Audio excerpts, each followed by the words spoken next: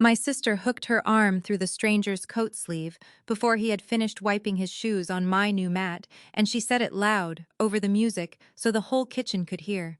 "Whatever she's told you, sweetheart, you're the warm-up round. Nobody stays with Thea. They practice on her." 19 people were standing in my house. I had closed on that house in June with a teacher's salary and 4 summers of private lessons, and the paint in the hallway was 9 days old. I had spent the afternoon arranging little bowls of almonds nobody was going to eat. Somebody laughed. Not everybody. My father laughed the loudest, the way he had been laughing for 9 years.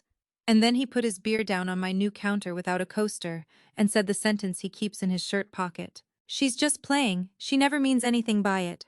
2 of my cousins laughed with him. A woman I teach with, a band director named Deb, looked at the floor and kept looking at it. That is the part I want you to hear, not the joke, the floor.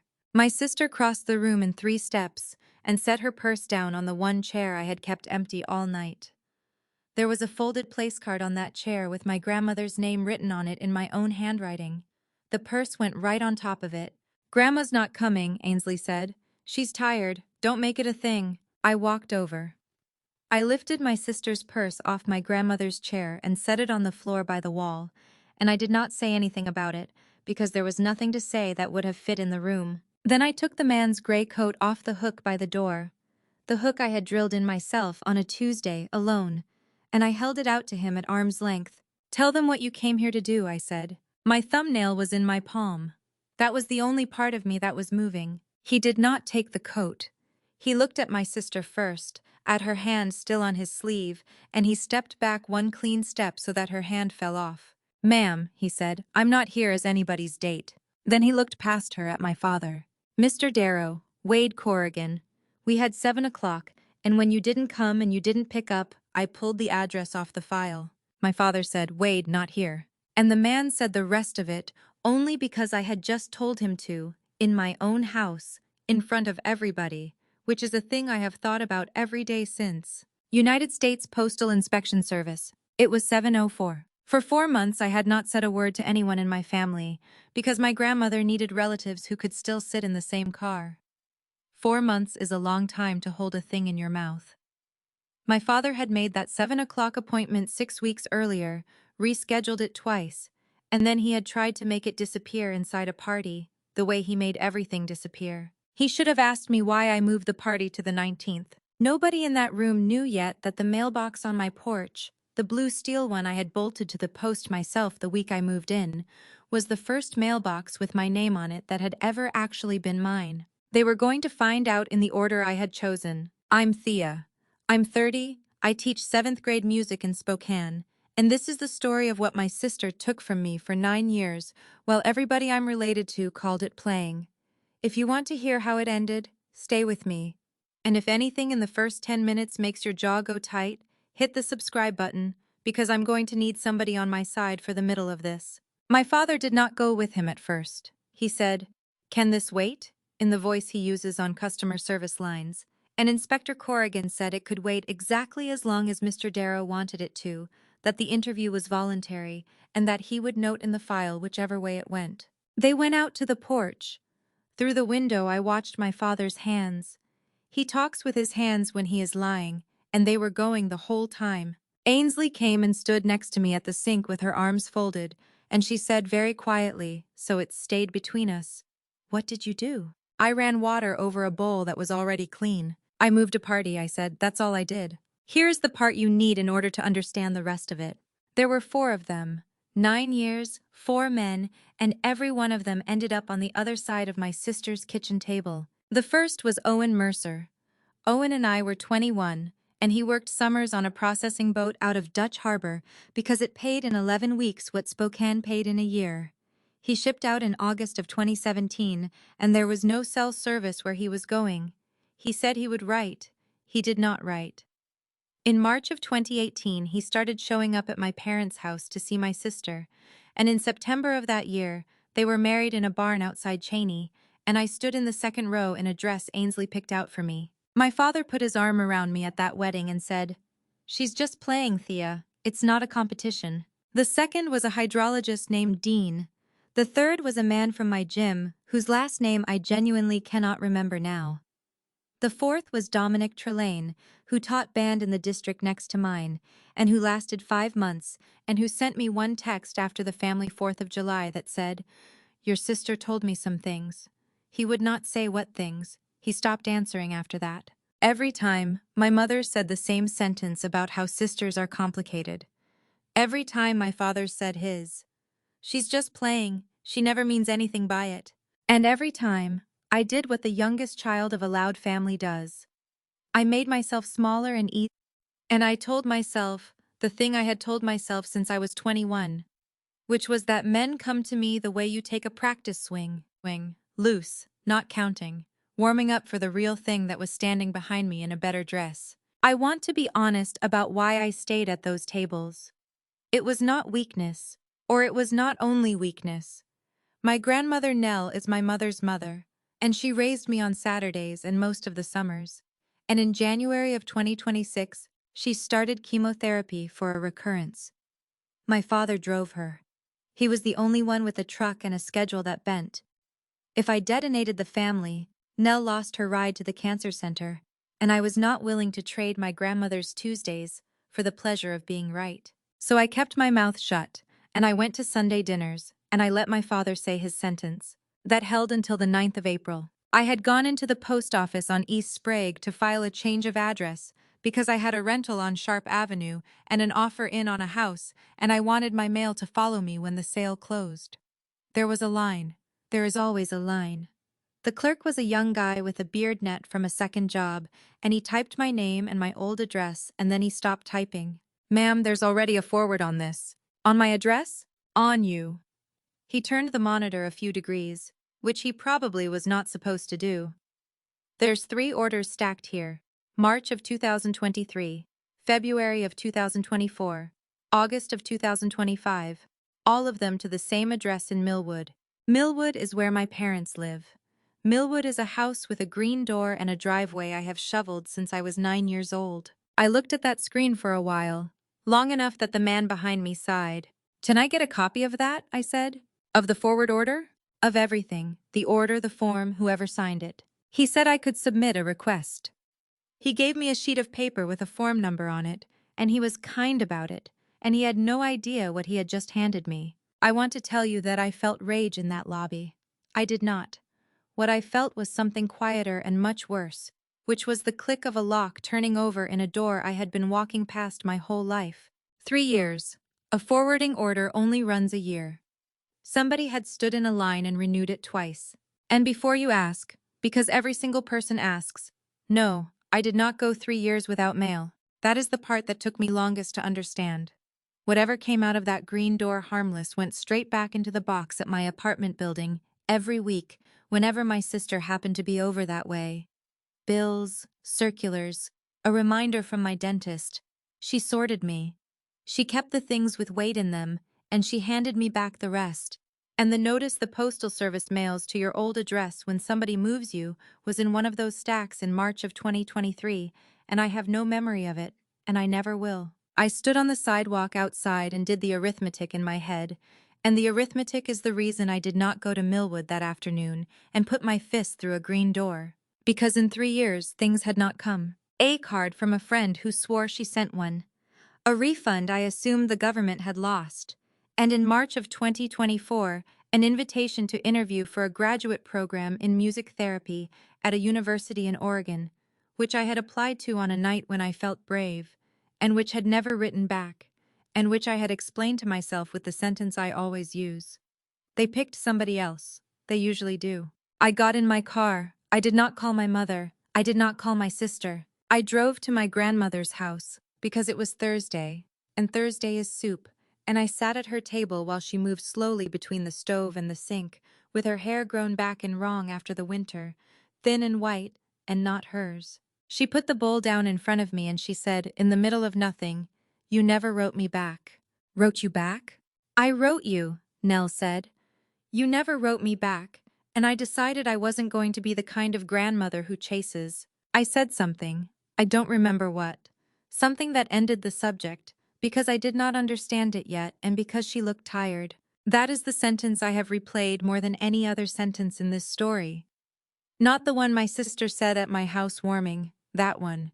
You never wrote me back. I drove home and I filled out the form for the certified records, and I mailed it, and then I did the thing that everyone in my family would later describe as sneaky, which was that I said nothing for 4 weeks. The envelope came back on the 8th of May, and it was thicker than I expected, and it had a stamped certification on the cover page that said the enclosed was a true copy of the record. I read it in my car in the school parking lot with the engine off because I did not want to be inside a building with other adults when I read it. There were 2 documents that mattered. The first was a set of 3 change of address orders. The 6th of March, 2023, then February of 2024, then August of 2025. Every one of them submitted in my name, my old apartment as the address being left, my parents' house as the address being taken up. And in the contact field on all 3 was an email address that was not mine. It was mine with a number after it. My sister has been making versions of my name since she was 6 years old. The second was a paper form. A hard copy, filed at a counter, the kind the postal service will ask for when an online order gets flagged, and somebody has to physically confirm that the move is real. And on the certification line, the one that says you are the person whose mail this is, or their authorized agent, and that you understand what a false statement on that form is. In handwriting I have been looking at on birthday cards since 1996 was my father's signature. Roy Darrow, 30 years a letter carrier, retired in 2021 with a plaque and a sheet cake and a story he still tells about a dog on Fancher Road. I sat in that parking lot for maybe 20 minutes. The bell rang inside the building and I could hear it through the glass, faint, like something happening to somebody else. The thing I kept coming back to was not the theft. It was the counter. Somebody had to stand at a counter, in a line, on a Monday, with a pen, and wait their turn to do this. That is not playing. Playing is impulsive. Playing is loud and stupid and over in an afternoon. Standing in line is a decision you make while you are bored. I did not call anyone. I put the envelope in the glove box, and I drove to Millwood, because it was the second Sunday and the second Sunday is dinner. My mother had made the ham. My father was in his chair with the game on mute. Ainsley came in late with a bag from a bakery and kissed the top of my head like she was signing something, and she talked for 9 minutes about a dental practice in the valley that wanted her to come run their whole administrative side, a real title, a real office with a window. Then she said, "Oh, Thea, I gave your name to that hygienist for lessons for her kid, so if a weird number calls you, it's me." You gave her my number. I gave her the old one and she said it was disconnected, so I gave her mine and I'll just pass it along. I looked at my father. My father was looking at the television with the sound off. "She's just helping," he said without turning around. "She never means anything by it." I ate the ham. I complimented the ham. I asked my mother about her knee. I asked my father whether he was still driving Nell on Tuesdays, and he said he was, and my grandmother, who was at that table with a scarf on and a plate she was mostly rearranging, said, "He is. He's very good about it." And that was the moment, if you want a moment. Not the parking lot, that. Because I understood, watching him nod at his own goodness, with my grandmother sitting right there, that in this family, the way you were allowed to hurt someone was to be useful to them on Tuesdays. I drove home. I did not slam anything. I made tea I did not drink. Then I sat down at my kitchen table in a rental apartment. I was 3 weeks from leaving, and I filed a complaint with the United States Postal Inspection Service. There is a form. There is a box for a narrative. I typed the narrative in a voice so flat it did not sound like a person, because I had spent 9 years being told I was dramatic, and I was not going to hand anybody that word.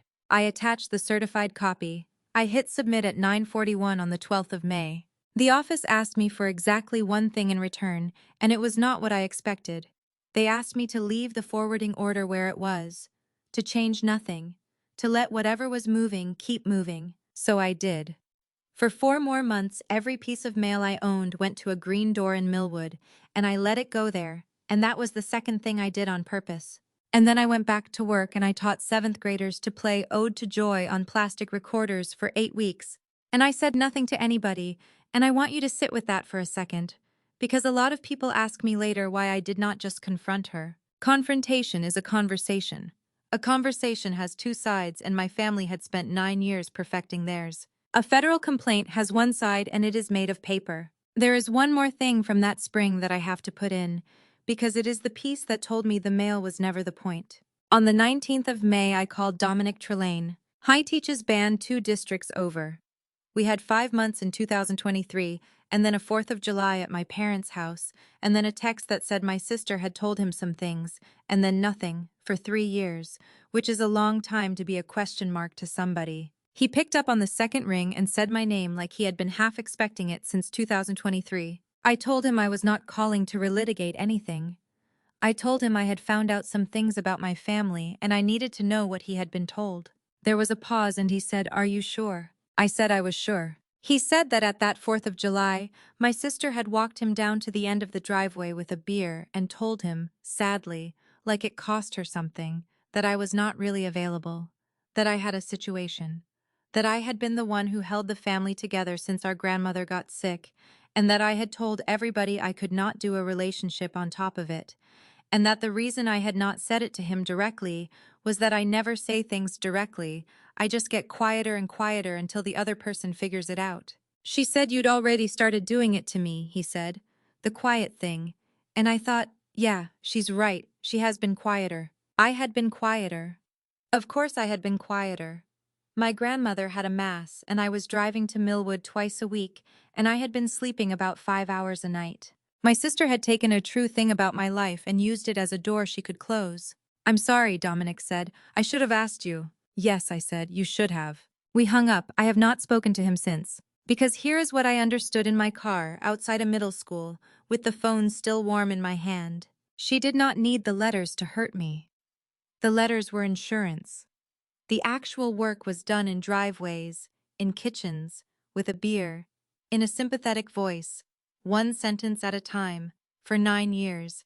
And every one of those sentences was some version of the same sentence my father says. She never means anything by it. They were not describing my sister when they said that. They were teaching me not to look. I gave my own statement on the 3rd of June, downtown, in a room with a table and a recorder and a window that did not open. I had expected to be nervous. What I felt instead was the strangest kind of relief, because for 90 minutes a man with a notebook asked me questions in the order. Things actually happened, and nobody once told me I was being dramatic. He asked me for dates. He asked me how I knew my sister had been making versions of my name.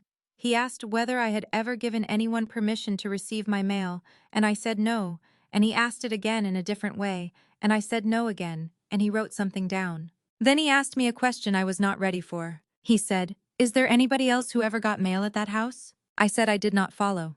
"A forwarding order is one person," Corrigan said, "but somebody comfortable enough to file one for a family member is usually comfortable with more than one." He tapped his pen twice on the table. "Renters, boarders, anybody who used that address for a while and then moved on." I sat in that chair and I looked at a wall, and I thought about a woman who had rented my parents' basement in 2019, and who used to be very particular about the driveway, and whose last name I could not have told you that afternoon. I said, "There was somebody, I don't remember her name." He wrote that down. 5 months later, I found out what he did with it. I is good at his job. At the door, he shook my hand and said the only thing he ever said to me that was not strictly procedural. He said, "For what it's worth, Ms. Darrow, 3 years is a long time for a person to keep taking something. It usually means they'd stopped believing anybody was ever going to check." I drove back to school. I had a 6th-grade class at 1. We were working on a 2-part round, and half of them were coming in early, and I stood in front of 40 plastic chairs and did my job, and my hands were completely steady, and that was the day I stopped feeling like a woman something had happened to. I closed on the house on the 26th of June. It is 911 square feet on a corner in the Perry district, with a porch that leans about an inch to the south, and I signed my name 41 times, and I cried in the parking lot of the title company, like a person who has just been released from something. The first thing I did, before the couch, before the bed frame, before I plugged in the refrigerator, was drive to the hardware store on Thor Street and buy a mailbox. Blue steel, $22, a little flag on the side that actually worked. I bolted it to the porch post myself, and I stood back, and I put the letters of my last name on the side one at a time, And I want you to understand that a 30-year-old woman standing on a leaning porch, putting stickers on a mailbox, is either the saddest thing you have ever heard or the whole point of this story, and it is the second one. Nell came the following Saturday, before the housewarming, before anybody else, because I asked her to be first. She was thinner than she had been at Easter. She walked the whole house slowly with one hand on the wall, and in the kitchen she stopped and looked at the window over the sink and said, "You'll want something that moves out there." The next week a box came. Inside it was a wind chime, copper, 6 tubes, the kind you have to hang high or it sounds like an argument. There was a note in the box in her handwriting that said, "So the house has a voice. Love, Nell." I hung it on the porch, above the mailbox, and it caught the wind off the alley, and I stood there listening to it for longer than a person needs to. And I asked her, on the phone that night, the thing I had been circling since April, "Grandma, when you said I never wrote you back, what did you mean?" There was a pause on the line long enough that I checked to see if the call had dropped. "I wrote you," she said, "after the first treatment, and at Thanksgiving, and in the spring when I was low, and I'm not proud of that one. I don't want to count them out loud, Thea." "How many?" I said I don't want to count them. "Grandma." 14, she said. "It's 14. I sat down on my own kitchen floor with my back against the dishwasher. "I thought I was writing to somebody who'd rather I didn't," she said. "That's all. It's an old woman's business and it's over now." I told her I never got a single one. I told her I would have come. I told her I would have driven over that same night for any one of them. And I heard her breathing on the other end of the line. And then she said something that put a hole in me. "Well," Nell said, "then somebody has 14 letters of mine and I'd like them back before I go." 14 letters. Written by a woman in the middle of treatment. Mailed to a granddaughter who never answered.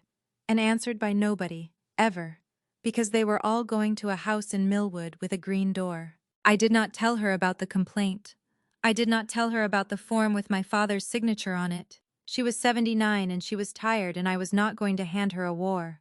What I did instead was write down the date, the 19th of August, my housewarming. Because that afternoon, Inspector Corrigan had left me a voicemail that said the investigation had been opened, that my father had agreed to sit down for an initial interview and then moved it twice, and that the man had finally been pinned to 7 o'clock on the evening of the 19th. My housewarming had been on the calendar for the 22nd. I moved it. I want to be very careful here, because people have accused me of a lot of things since, and the specific accusation I want to answer is that I set a trap.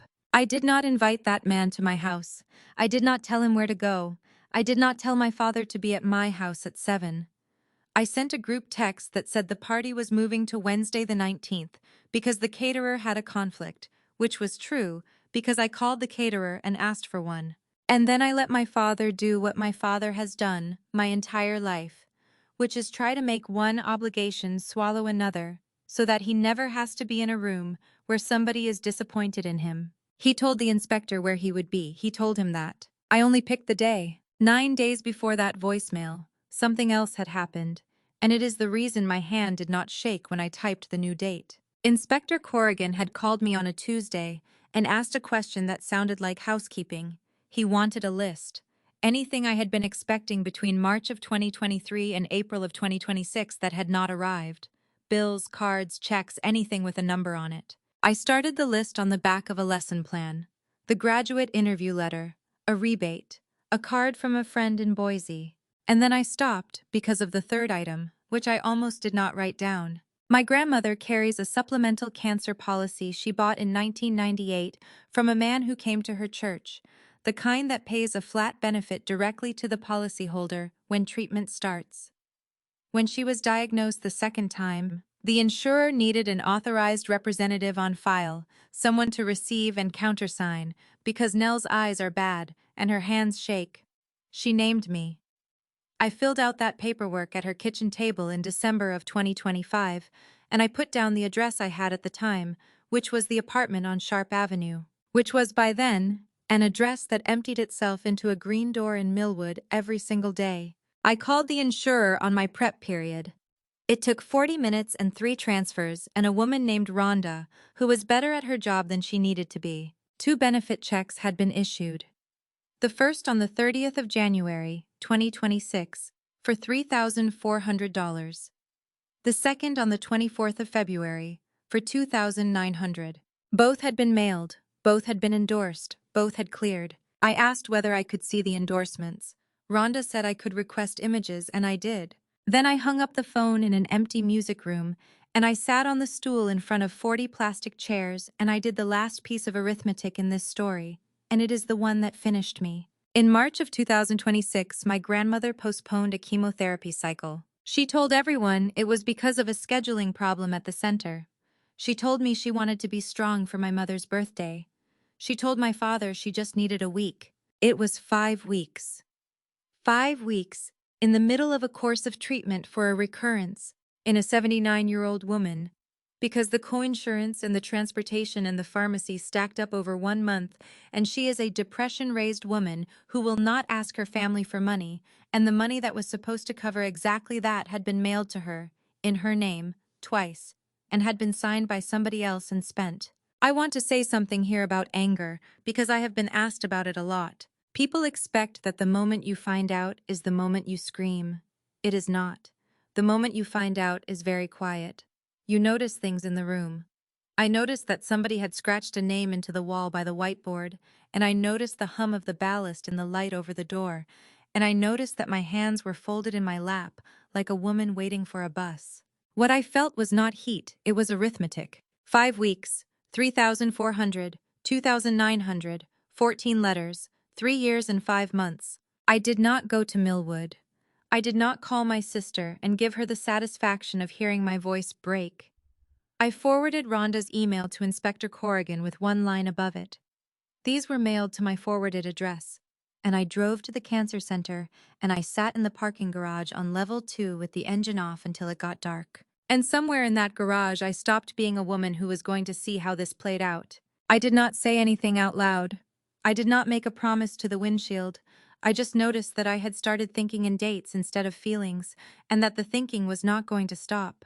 So when the voicemail came 9 days later, and the man said, 7 o'clock on the 19th, I opened my calendar, and I moved my housewarming, and I ordered more folding chairs. Now you know why I was watching my father's hands through the window while 19 people ate almonds in my living room. I was out there 11 minutes. When he came back in, the inspector did not come with him. My father's face had a color in it I had never seen on him, gray under the porch light, and he went straight to the counter and picked up his beer and held it without drinking it. My mother said, "Roy?" He said, "It's a paperwork thing." And here's the moment I want on the record, because everything after it is downhill for them, and I did not push any of it. My sister, who had spent the entire evening telling a room that I was somebody men practice on, put her hand on my father's arm and said in a bright voice, "Is this about the forwarding?" Nobody in that room had said the word forwarding. Not the inspector, not my father, not me. My cousin Britt heard it. Deb heard it. My mother heard it. And my mother's face did something complicated and then closed. I turned around and I opened a cabinet and I got down a plate for the cake, and I did not look at my sister at all, because I had just watched a person hand a loaded thing to a room and I did not want to touch it. The party ended 40 minutes later, the way parties end when something has happened. People took their dishes. Deb hugged me too long. My cousin took the leftover ham because somebody always does. Ainsley left last. She stopped in the doorway with her purse, the one that had been on my grandmother's chair. And she looked around at my 900 square feet with the 11-day-old paint, and she smiled at me, and she said, "Cute house, Thee. Enjoy it while it's fun." I said good night. I shut the door. I set the deadbolt. Then I went out the back, around the side of the house, and I stood on my porch in the dark and listened to the wind chime my grandmother had sent so that the house would have a voice, and I looked at the blue mailbox with my name on the side of it. There was nothing in it. It was 9 o'clock at night. Of course there was nothing in it. I opened it anyway, and I closed it, and I went to bed. The family version of the 19th was assembled by Friday. My mother built it. She is very good at this. By Friday, the story was that a government man had come to the house about a clerical error from years ago, that my father was helping them straighten it out because he used to work there and he knows the system, and that the whole thing was unfortunate timing at Thea's little party. I got 9 calls in 6 days. An aunt in Coeur d'Alene wanted to know if I was okay, and by the third sentence it was clear she was calling to find out whether I was going to be difficult. My father called once. He did not apologize and he did not explain. He asked whether I had said anything to anybody, and when I asked him what there was to say, he hung up on me, which was the most honest thing he did that entire month. Ainsley texted 8 times.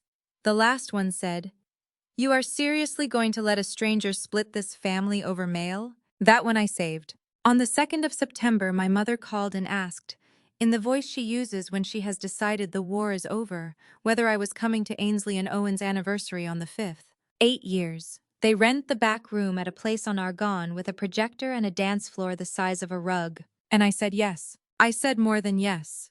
I said I did not want the family broken over a paperwork thing. I said I was tired.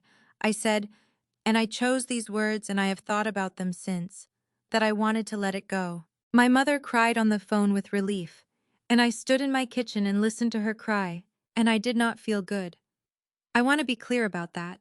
There was no pleasure in it. It was just the cheapest true thing I could say that would put me in that room on the 5th of September. Because 11 minutes on a porch had gone badly enough that the interview stopped being informal, and on the 28th of August, Inspector Corrigan had taken my father's sworn statement in an office downtown with a court reporter present, and my father had answered questions about a paper form with his signature on it. And I knew that, and my father did not know that I knew it. That is the whole shape of the next 4 months, so let me say it plainly. From the 5th of September until the middle of December, I knew something that my family did not know. I never once said it out loud. And every single week, one of them did something that made it worse. The anniversary party was the first. There were about 60 people. There was a slideshow. Owen stood by the drinks table for most of it, looking like a man who had been assembled that morning out of a suit and a haircut. And an hour in, my sister took the microphone. She is good with a microphone. I will give her that. She has a story she tells about how she and Owen got together, and I had heard fragments of it for 8 years, but I had never heard the whole thing standing up with a drink in my hand, knowing what I knew. She told 60 people that Owen had been dating somebody else that summer. She did not look at me, she never looks at me during this part, and that he came back from Alaska in the fall, and nobody had heard from him, and that she was the one who reached out. She was the one who checked on him, because that is who she is. She is a person who checks on people. She said, "I just decided he shouldn't be alone." 60 people said, "Oh," and I stood at the back with a plastic cup and I looked at table 9, where 2 men in their 60s were sitting with their wives, and both of them had worked 20+ years at the Millwood post office with my father, and one of them had signed his retirement card. They were laughing. They were having a nice time. In 11 weeks, both of them would be asked to describe my father's handwriting. My mother put her hand on my back at some point and said, "See, this is nice." Then Ainsley pointed the microphone at me. Say something. She's the musical one. She does this professionally." The room turned. That is a specific feeling. 60 faces rotating toward you while your sister smiles at you over a microphone she is not going to give you. I said exactly 2 sentences. I have not changed a word of them since. I said, "It's a good story, Ainsley." And I said, "I hope you get to keep telling it." There was a beat where nobody was sure, and then my mother started clapping, and then everybody clapped, and my sister said, "Aw, love you too, weirdo," and went back to the slideshow. I left at 9. In the parking lot, I sat in my car and put both hands on the wheel, and I did not turn the key for a while. I was not triumphant. I want to kill that idea now, because people assume this part felt like winning. It felt like standing in a house you know is on fire and being the only one who can smell it. 2 weeks later, my sister did the thing that she will be explaining for the rest of her life. Inspector Corrigan had sent formal victim notification letters. That is standard. When mail belonging to a third party is identified in an investigation, the inspection service notifies that person that they were a victim and gives them a case number and a contact. He sent one to Nell. On the 18th of September, my sister drove to my grandmother's house with a grocery bag of the soft peppermints Nell likes, and she offered to take care of the mail, which she had been doing on and off since the spring, which nobody had ever questioned, because it is a kind thing to do for an old woman with bad eyes. She took the envelope from the Postal Inspection Service off the top of the stack. I know this because on the 30th, Corrigan called Nell to confirm receipt, and Nell said she had never gotten it, and Corrigan asked her who collects her mail, and my grandmother, who had no idea what she was holding, said, "My granddaughter Ainsley, she's very good about it. I found out on the 1st of October, in a phone call I had to pull over to take. I want you to understand what she did there, not morally, procedurally." She reached into a mailbox and removed a federal notice during an open federal investigation in which she was the subject, addressed to a cancer patient. Every week for 4 months, my family kept handing that man more. The night I found out, I drove to Nell's and I sat with her, and we watched 2 episodes of a cooking show, and I did not tell her a single thing. She fell asleep in the chair.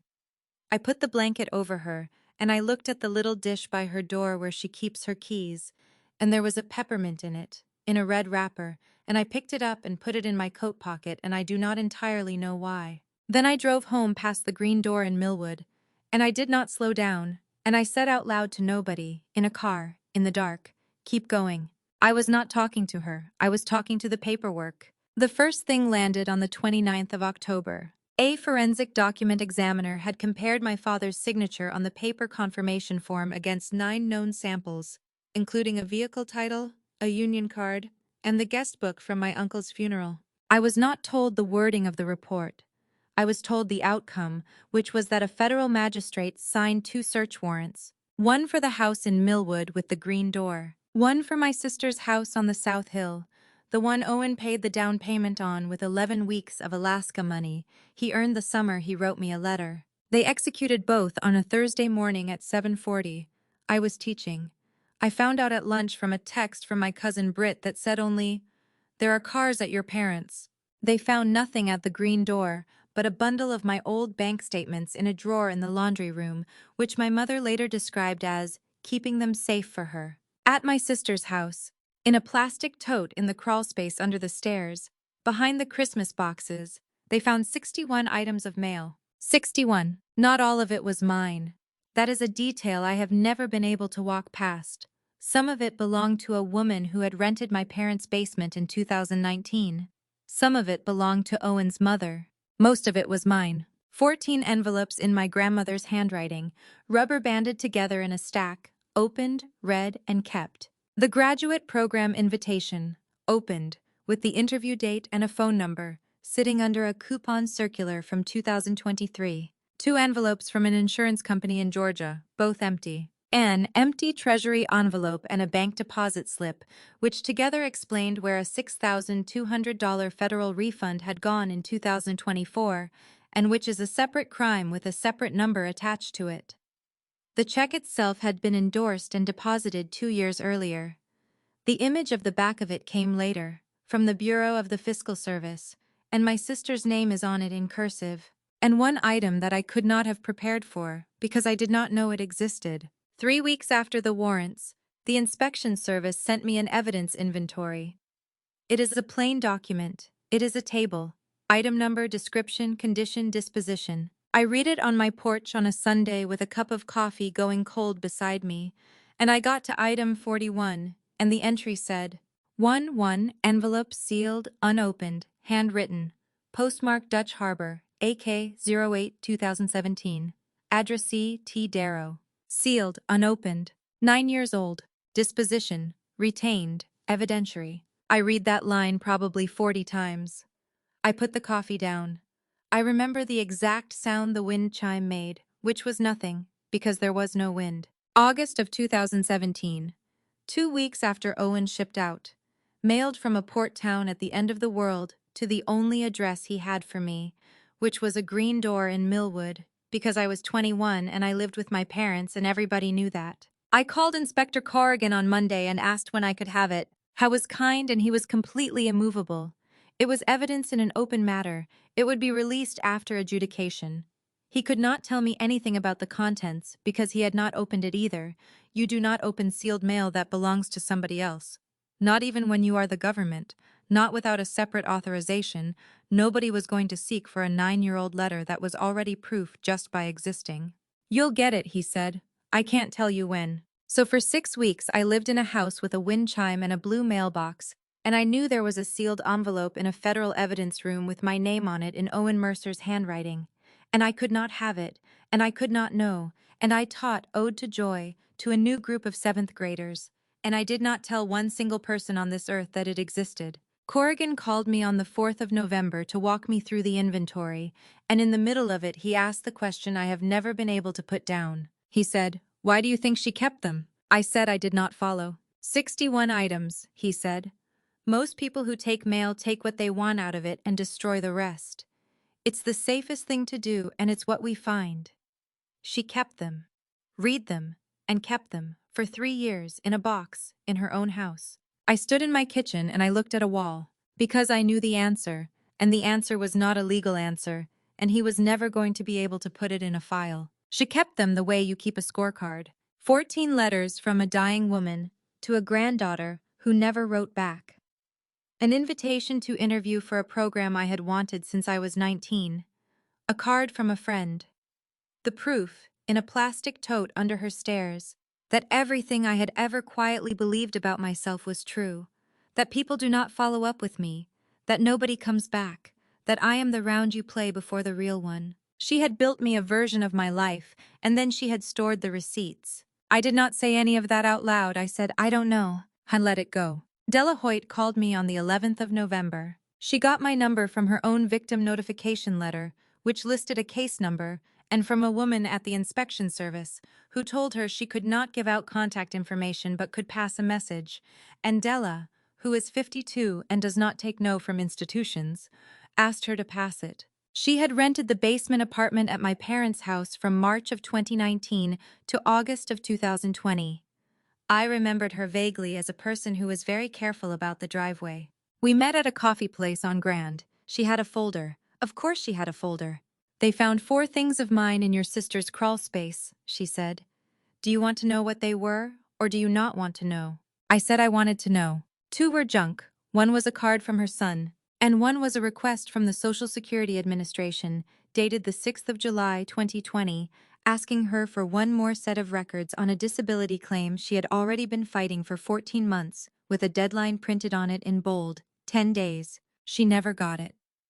The deadline went by and they closed her file, and by the time she understood what had happened, she had to start over with a brand new application and a brand new filing date, which is the part that costs you, because the date you first asked is the date they pay you from. She lost 11 months of a benefit she had already won, and she worked shifts she should not have worked on a hip that was failing, and there is no form on this earth that gives a filing date back.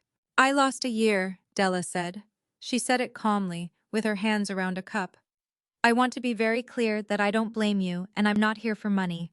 I already talked to the attorney about restitution. I'm here because I sat in that basement for 18 months and every single day I said good morning to a man in a driveway who was doing this to me, and I need one person who is in that house to tell me I'm not crazy." I said, "You're not crazy." She nodded once and looked out the window for a while. Then she said, "Can I tell you the part that got me? She used to bring my mail down. To be nice, she'd knock and hand it to me and say, 'Anything good?' I have thought about that more than almost anything else in this story. Not the theft, the knock. Because it means she stood on the other side of a door with a stack of somebody's life in her hand, having already decided which parts of it that person got to have, and she made a joke about it. She did that to a woman with a failing hip. She did it to a 79-year-old with a mass in her chest.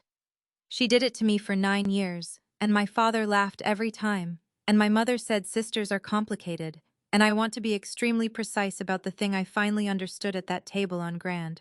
It was never sibling rivalry. Rivalry has a scoreboard both people can see. My sister was not competing with me. She was administering me. I paid for Della's coffee. She would not let me. We split it, which felt correct. Before she left, she put one hand on my arm and said, "Whatever they offer her, don't take it back." I said I wouldn't. I did not tell her that 4 days earlier, my sister had been walked out of a dental office at 11 in the morning, or that there was a sealed envelope from 2017 in an evidence room with my name on it, or that I had stopped sleeping. I just said I wouldn't, and I didn't. Meanwhile, the rest of it came down like a building. My sister was fired on the 4th of November. Not for the reason people assume. The dental practice received a preservation letter, a notice that certain records could be relevant to a federal investigation, and their attorney read it, and the practice manager position at a dental office involves receiving patient mail, processing insurance checks, and handling the deposit run. They walked her out at 11 in the morning. She had a window in that office. She had been there 6 years. The Valley practice that had offered her the bigger job with the real title pulled the offer 4 days later, after somebody there made a reference call to somebody here. They did not have to explain, and they did not. On the 12th of November, she was removed as treasurer of a youth hockey booster club at a regular monthly meeting, in a rink lobby, with about 30 parents present, because the bylaws say the treasurer cannot be under investigation for a financial offense. I was there. I was there because the district co-sponsors the equipment drive, and I have run the instrument side of it for 4 years, and I was on the agenda. I did not speak. I did not look at her. When the vote happened, I looked at my own hands. She stood up and said, "This is a misunderstanding about a family thing," and a hockey mom named Denise said, "Ainsley, sit down, honey," in the gentlest voice I have ever heard destroy somebody. My father's mail came on the 17th. There were 2 envelopes. The Postal Service does not send an inspector to your porch. It sends paper, through the system he gave 30 years to. One letter withdrew his retiree facility access and his standing invitation to the annual breakfast, effective immediately, pending resolution of a matter involving a former employee. The other was from a United States Attorney's Office and used the phrase, "federal payments subject to offset," in a sentence about restitution that had not been ordered yet and would be. Hy got the news the same way he had helped take everything else, delivered. He called me that night at 11:40. I let it ring. He came to the house instead. He pounded on my door hard enough that the wind chime jumped, and he yelled through it that I was killing my own father, that I had always been jealous, that a real daughter would call somebody and fix this. I stood on the other side of the door with my palm flat against it. I could feel him hitting it. I said one thing, through the wood, and then I went back to bed. I said, "Dad, there's nobody to call." He kept knocking for a while. Then it stopped. In the morning there was a hairline crack in the paint on the doorframe, and I did not fix it, and it is still there. Owen came 4 days after that. He had been interviewed as a witness. That is all he was. Owen has never been accused of anything, and he never will be. They showed him a page of the inventory, because part of what a witness does is identify things, and he sat in a room downtown and looked at a line that said, an envelope in his handwriting had been sealed and unopened for 9 years in a plastic tote under his own stairs. He stood on my porch in a canvas jacket with his hands doing nothing. "Did you get it?" he said. "Get what?" "The letter." He looked at the mailbox when he said it, which is a thing I have thought about since. "Thea, did you ever get the letter?" I said no. He nodded for a long time. He looked out at the street. Then he said, "I waited 3 weeks," in a voice like he was reading it off something. And then he said, "I came back and she said you were seeing somebody." I did not comfort him. I want to be honest about that too. There was a version of me from 4 years ago who would have made it easier for him, who would have said the thing that lets a man walk down the steps without carrying it. I did not do that. I said, "I know. I have to ask you something, and I know I don't have the right." He put his hands in his pockets. "What did it say?" And that is the part that still gets me, because I had to tell Owen Mercer that I did not know what he had written to me, and neither did he anymore, not exactly, and the only copy on earth was in a federal evidence room in a sealed envelope. Neither of us was allowed to touch. He left. He drove home to the house on the South Hill, and he asked his wife a question, and I do not know what she said. Neither of them has ever told me. They separated on the 1st of December. The divorce was filed in the spring. He moved to Bellingham in April for a job at a marina. I did not invite him in that night, and I have not been alone in a room with him since. And if you are waiting for the part where we find each other again, this is not that story. I am not a prize at the end of somebody's apology. That is, in fact, the entire point. My mother came on the 5th of December with a casserole. She has brought a casserole to every disaster of my life. She brought one when I did not make district honor band in the 9th grade. It is not nothing, and I want to be fair to her. She put it on my counter, and she looked around at my house properly for the first time. She had been at the housewarming for 90 minutes, and she had spent most of it managing the room. And she said the paint color was nice, and then she sat down at my table with her coat still on. She wanted me to write a letter to the judge. "Not for Ainsley," she said, For my father. Something short. Something that said he was a good provider and that he had driven Nell all year, which was true, and that a family should be allowed to handle a family thing. I let her get all the way to the end of it. Then I asked her a question I had been keeping in a drawer since the 8th of May. I said, "Mom, when did you know?" She said she did not know anything. She had no idea. She was as blindsided as I was, and she said it too fast and about 4 sentences too long, and my mother has never been able to lie at speed. I did not raise my voice. I want that in the record because she has told people since that I attacked her. I said, "You've never once asked me what was in that box." She looked at the casserole, and then she told me, because she has wanted to tell somebody since 2024, and there has never been anybody in that family who would let her finish a sentence like that. In February of 2024, she had borrowed my sister's car to take my father to a procedure, and in the door pocket on the driver's side, there had been an envelope in my grandmother's handwriting with my name on it. Opened. Just sitting there among the parking receipts. She asked Ainsley about it that night, and Ainsley said, "My mother repeated it exactly, and I believe her, because it is a perfect thing to have said, and my mother could not have invented it. Oh, I'm dropping that off. Thea never checks her mail anyway." And I let it go, my mother said. She was crying by then. She said she thought it was one letter. She said she had 100 things that week. She said Ainsley has always been like that, since she was small, since the dolls, and you learn to pick your battles, and it was one envelope in a car door. I sat there and I did the arithmetic one more time because that is apparently who I am now. February of 2024. My grandmother had 13 more months of writing ahead of her. The graduate program was 5 weeks from sending my invitation. Della Hoyt was already a year into a fight she did not know she had lost. One envelope in a car door, in March of 2024, and my mother closed the door. I did not tell her she had ruined my life. She had not. My sister had done that at a counter with a pen, and my mother had simply been the person who agreed, for 30 years, that we were a family where you do not look in the car door. I said, "I'm not writing the letter." She said, "Thea." I said, "You knew for 2.5 years that somebody in this house was opening my mail, and the reason you didn't do anything is the same reason nobody ever did anything. Because looking at it would have made it real, and then somebody would have had to be in trouble. And you've never once been willing to have somebody in trouble." She put her hands flat on my table. Then she said the thing that I think she actually came to say, underneath the casserole and the judge and the coat she never took off. She said, "If I'd said something in 2024, it would have been my fault." And there it was. Not cruelty, not even cowardice exactly.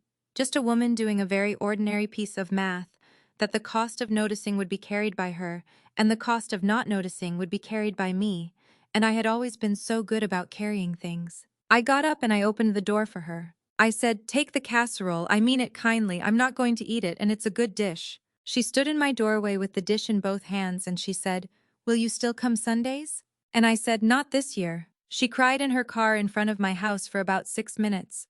I know because I stood at the window and watched, and I did not go out. And I'm not going to pretend that was easy or that I felt strong doing it. Then I went back to the kitchen, and I wiped down a counter that was already clean. And I thought about a green door in Millwood, and about how many people have to agree not to look before one person can take 61 things and put them in a box under the stairs. It takes about 4, that is the number, 4 is enough. The charges came on the 8th of December. My sister was charged under 2 federal statutes, theft of mail and obstruction of correspondence, plus a count relating to the endorsement and deposit of a treasury check. My father was charged with a false statement in connection with the confirmation form. There is a specific silence that happens in a family when the words United States versus get attached to your last name. Nobody says it. Everybody starts talking about everything else, very loudly, all the time. My mother stopped calling me. My mother started calling relatives about me. And the money came apart at the same time, because it always does. That is the thing nobody tells you about consequences. They do not arrive politely in single file. The restitution demand was $18,900, and I made them read me the lines, because I had earned the lines. $6,300 to the insurance company in Georgia, which is what it cost them to make my grandmother whole twice. $6,200 to the Treasury for the refund check. $5,900 to a woman named Della Hoyt, whom I had not met yet. $500 in fees.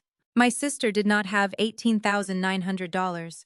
She had a mortgage on a house that was about to be split in a divorce and no job, because the specific thing she was good at, running an office, handling other people's mail and other people's money, was now the one category of work she could not legally be hired to do.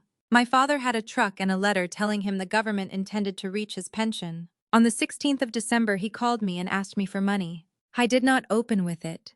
He opened with my grandmother. He wanted me to know he was still driving her, still doing it, still the only one who does anything for anybody in this family. Then he said the number. He said it the way you say a number you have practiced. I said no. He said, "You'd let your own family go down over $18,000. And I said the thing I had been holding since a parking garage on level 2 in August. I said, it was never $18,000, it was 5 weeks. I did not know what that meant. He asked me what that meant. I hung up. I want to tell you about the drive, because it is the only part of this I am proud of. On the 22nd of December, my sister had an appointment with her defense attorney downtown, and then a proffer session she could not miss. And her license had been suspended over an unrelated stack of unpaid tickets that had gone to a collection agency at the exact worst moment. Owen was gone. My mother's knee was bad, and she does not drive on ice. There was nobody. She called me. She did not ask. She said, "I need a ride at one," in the voice of a person who has never once been told no by somebody in this family. And then there was a pause where she heard herself, and she said, "Please." I drove her. 12 minutes each way in a car with the radio off, and it was the longest drive of my life. She talked for the first 10 minutes. About how the attorney said this was overcharged, about how a family should be able to handle a family thing, about how nobody was hurt. I did not answer any of it, not once. I have never in my life been that quiet with another person in the car. When we got downtown, she sat there with her hand on the door and she said, "You could still fix this." And I said the only sentence I said all afternoon. I said, "I'm not fixing it and I'm not leaving you on a corner in December, and both of those are true." She got out.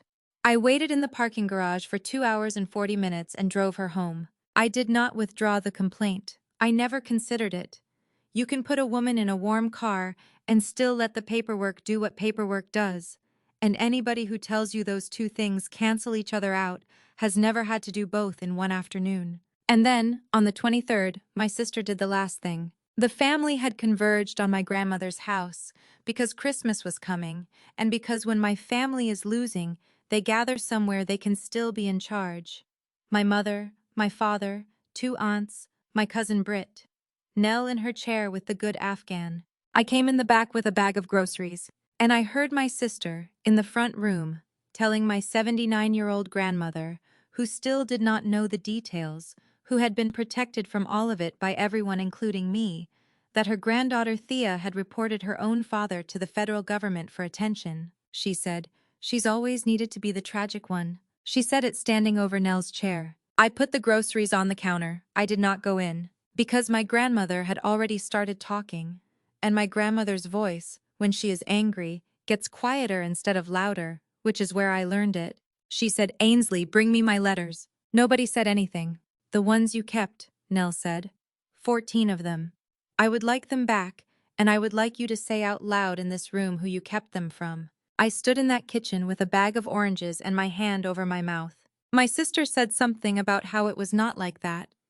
My father said the sentence, "She's just playing, Ma," and I heard my grandmother say, "Roy, don't." Then it got very quiet and then people started leaving. The letters came back to me before the year was over, but not from my sister. They came from the United States government in a banker's box, with a chain of custody sheets stapled to the lid. And by the time that box reached my porch, my grandmother had already made a decision that took every ounce of pleasure out of this for me. It was Christmas Eve. I brought soup because it is what we do, and she was in the chair with the Afghan and the television off, which is how I knew. She said, "Sit down and don't do your face." Her oncologist had gone over the numbers with her on the 21st. She had 1 cycle left in the plan. She told me she was not going to take it. I started to argue. I got about 4 words in. "Thea," she put her hand flat on the arm of the chair. "I am 79 years old. I have done this twice. The last one buys me a season, maybe. And it takes the season it buys." I would like to be a person in a chair with her granddaughter and not a person on a table. I asked her if this was about money, and she looked at me for a long moment, and she said, "No. And I want you to hear the whole of that, because you've been carrying it since summer, and I've watched you carry it." The insurer had reissued both benefit checks in November, 3,400, 2,900. They had come to the blue mailbox on my porch, in her name, with my name as representative, exactly as they should have the first time. They were sitting on her side table in a rubber band. "I'm not spending them," she said. "Grandma, I want them signed over to the fund at the center, the one that pays when somebody can't." She said it like a woman reading a grocery list. "There's a girl in the waiting room on Thursdays, 30-something. She's got 2 kids and a Buick that doesn't start. She missed twice in October." I said something about how that money was hers, how it was taken from her, how she was owed it. And my grandmother said the sentence that ended the part of this story where I got to feel good. She said, "It was never going to buy back the 5 weeks, honey. Nobody's ever going to tell you whether the 5 weeks mattered. Not the doctor, not the government, not me. You're going to have to put that down, and you're going to have to do it without an answer." I put my head on the arm of her chair and I cried like I had not cried since I was 11, and she put her hand on the back of my neck the way she has since I was 4. And outside the window it started to snow in that thin, useless way it does in Spokane in December. Then she said, "Get me the good paper, the box on the shelf." She wrote for 40 minutes. Her hands are bad. It took 40 minutes to fill one side and part of another. It was addressed to Inspector Wade Corrigan, and it was a declaration, and it was signed and dated at the bottom the way he had told her over the phone it had to be if she wanted it to count. It said what she had lost. It said what she had believed for 3 years about a granddaughter who had stopped writing back. It said what she had decided about the money and why. And the last line of it, I know it because it was read out loud in a federal courtroom 5 days later, and I have the transcript in a drawer, said, "I would like the court to know that my granddaughter Thea did not do this to punish anybody. She did it because she was the only person in my family who noticed I had gone quiet." 15 letters, that is the number now. 14 that never reached me, and 1 that reached a judge. My father came on the 26th. He came for the same reason he had come for 11 months, which was to be useful, because being useful was the last thing he owned. He stood on Nell's step with his keys in his hand and he said he would take her Tuesday. She did not let him in.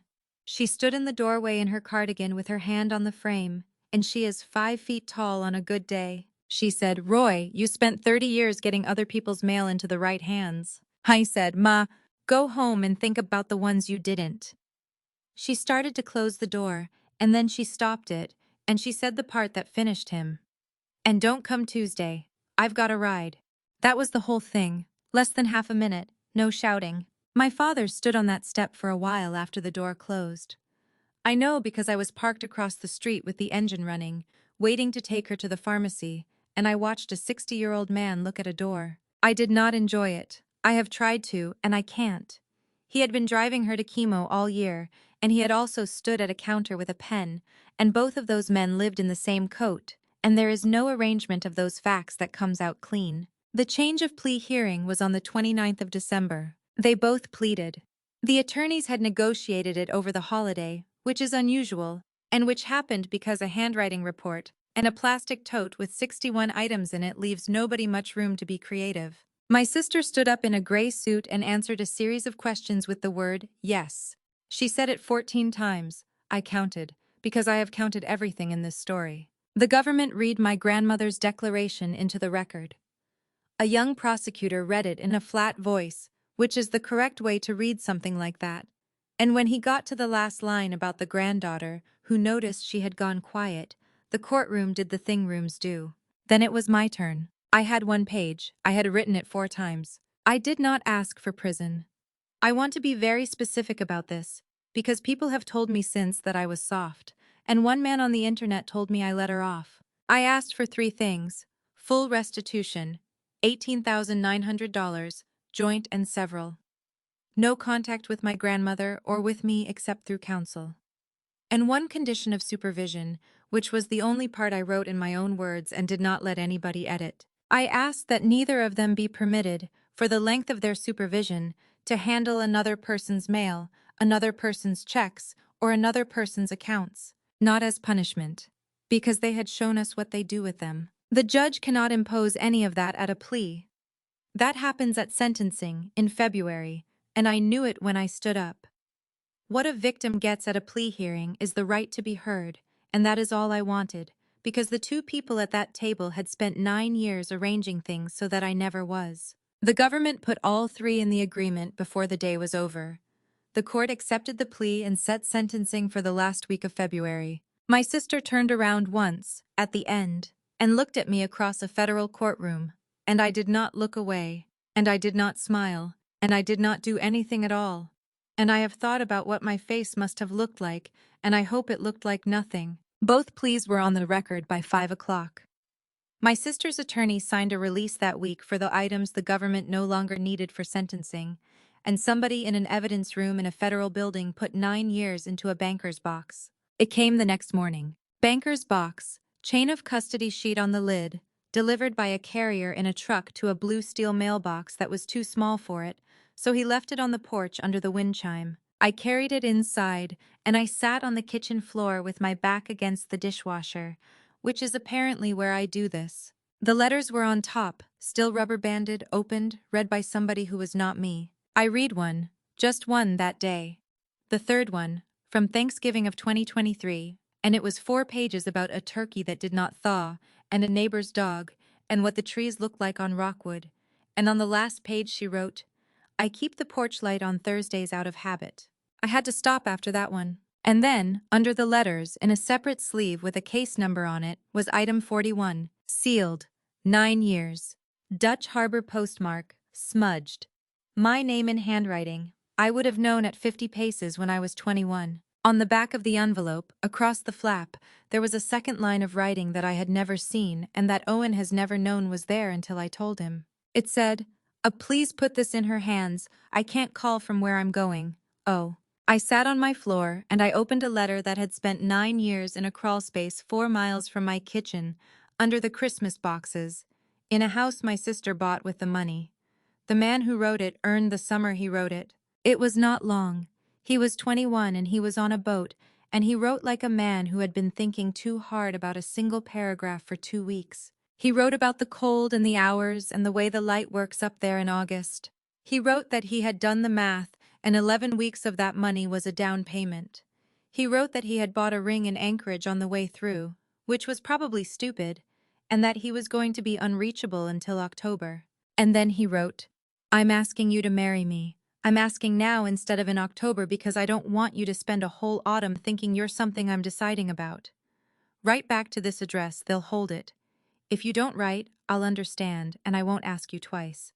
9 years. 9 years of standing at the back of rooms while a woman with a microphone explained to 60 people that men come to me the way you take a practice swing. I was not the warm-up round.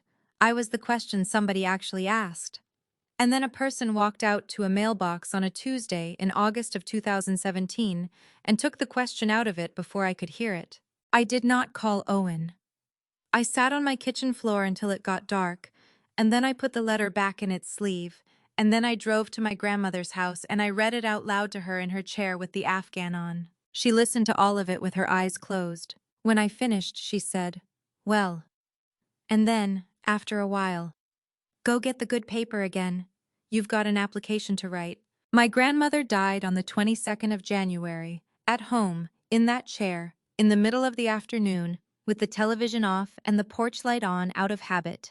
It is 8 months now since a man in a gray coat stood on my porch and declined to take his coat back. Here is where everybody landed. My sister was sentenced in February. 5 years of probation, 6 months of home detention, restitution of $18,900, and the condition I asked for, in writing, on the judgment. She lives in a studio on the north side now, because probation has to approve an address before anybody can serve a day of home detention in it. She did not have one for 4 months.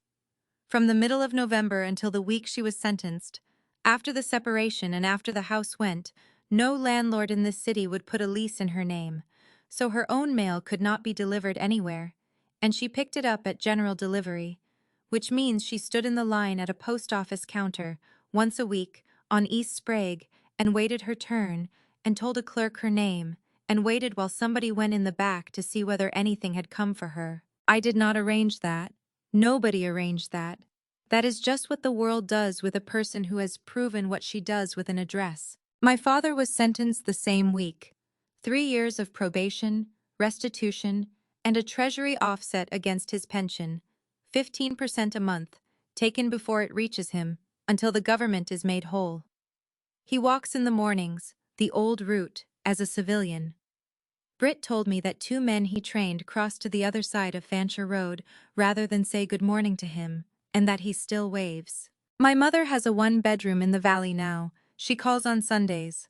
I answer about half the time, and we talk about her knee, and neither of us has said the word forwarding out loud, and I do not know if we ever will. Owen is in Bellingham. He sent 1 letter in March, to the blue mailbox, to the right address, with a stamp on it. I read it on my porch. I have not answered it yet. I might. That is mine to take my time with, and after 9 years of other people deciding what reaches me, taking my time is the entire luxury. Della Hoyt got a check for $5,900 in March, and a letter from the government explaining what it was for, and she called me to read it out loud, the whole thing, including the case number, and neither of us said anything for a second afterward. The 2 reissued checks went to the Patient Assistance Fund at the Cancer Center in my grandmother's name, $6,300. I know almost nothing about where it went, except that a caseworker told me it covers rides, and that in 1 month it covered 4 of them for a woman with 2 kids and a car that does not start. And in September, I start a graduate program in music therapy at a university in Oregon because a woman in a chair with an Afghan on her lap made me promise on the 30th of December, and because they had my application, and because this time when they wrote to tell me, the letter came to a blue steel mailbox on a leaning porch with 1 name on the side of it. My grandmother's wind chime is still over the mailbox, and it is the first thing I hear when I open the front door. The lilacs on this street came in the 2nd week of April, and the whole block smells like somebody's childhood. I open the mailbox every day, even when I know it's empty, and I close it, and I go inside. Everything that was supposed to reach me is reaching me now. That is the end of it. If you made it all the way here with me, thank you. I know it was long, and I know some of you were yelling at your steering wheel around the part with the hockey rink. I want to leave you with the one thing I actually learned, and it is not about revenge, because I did not do anything to my sister. Every single thing that happened to her, she did at a counter, with a pen, on purpose, while people who loved her called it playing. What I learned is that the cruelty in a family almost never announces itself. It shows up as a joke everyone is used to. It shows up as, she's just playing, she never means anything by it.